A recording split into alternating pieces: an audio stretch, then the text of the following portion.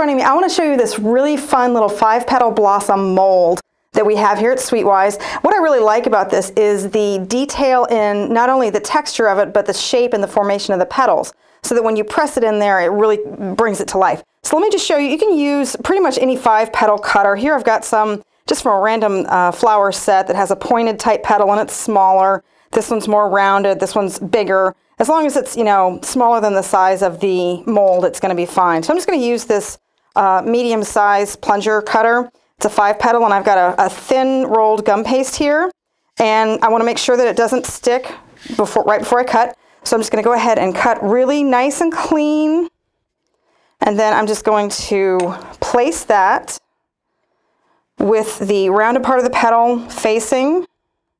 Make sure you just don't, you know, put it off center like in the middle of this here. So you just want to make sure the petals lay where they should lay. And then this is uniform all the way around, so you can just gently press that on top and then give a nice push. And then you'll just need a little tool like this little tiny spatula here just to kind of lift the petals. And you can see automatically, again, this is gum paste, so it does take shape.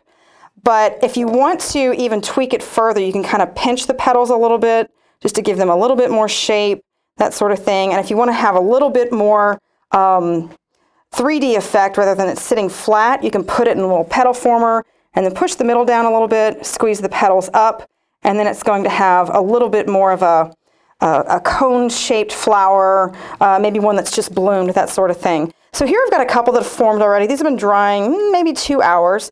They're not super hard, but all you want to do is just stick these on a cake, or these look great on a cupcake as well.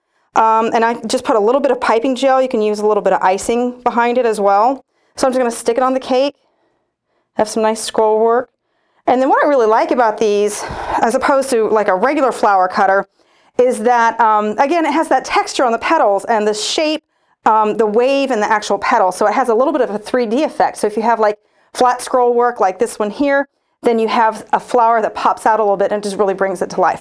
So take a look at this 5-petal flower. We also have a really pretty 4-petal one that's a hydrangea flower, bigger one that's a dogwood, but these are just really fun molds. Just go to the SweetWise website. It's sweetwise.com. And look under molds, and there's a bunch there, different types to browse through. So take a look at it, have fun with it. Thanks for watching.